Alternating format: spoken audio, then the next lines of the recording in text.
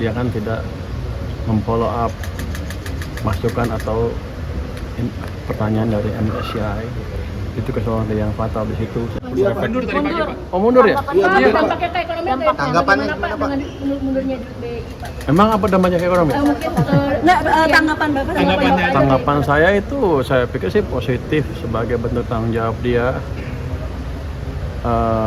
terhadap masalah yang timbul di bursa kemarin, karena dia kan tidak memfollow up masukan atau pertanyaan dari MSCI.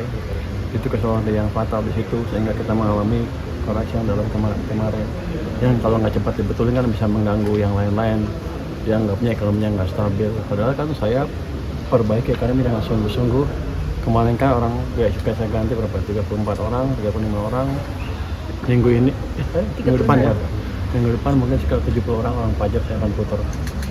Yang ketahuan namanya saya akan putar ke tempat yang lebih sepi. Jadi kita melakukan perbaikan yang sungguh-sungguh. Nanti tiap Senin kita akan debottlenecking akan berjalan terus kan. OSS juga akan kita kasih modal supaya berjalan lebih baik lagi. Jadi perbaikan fondasi perekonomian betul-betul dilakukan dan betul-betul sedang terjadi. Kami juga sudah berkomunikasi dengan lebih dekat dengan Central Bank sehingga likuiditas di pasar juga cukup untuk ekonomi tumbuh 6% tahun ini. Ada intervensi sendiri apakah dari Presiden? Penggantinya gimana, Pak? Banyak saran nih, Pak. Ya?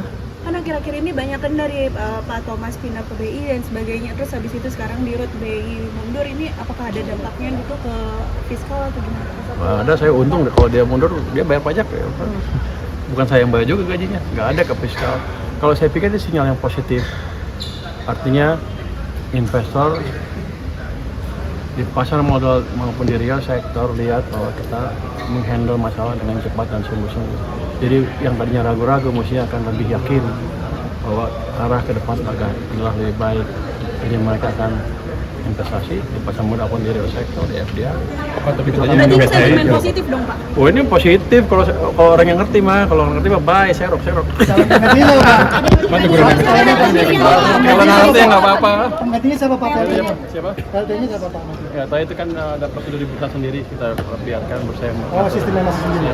Nah, kalau insentif Purbaya kalau pelebaran gimana Pak? Apakah ada sentimen ke pasar? Pak Purbaya kemarin bilang mau sisir anggaran MBP. insentif gimana, Pak? insentif lebaran justru itu kan tahun lalu kan, justru itu menunjukkan bahwa kita memastikan fiskal bisa melakukan kebijakan countercyclical tanpa melanggar batas-batas prudenan kehati-hatian fiskal.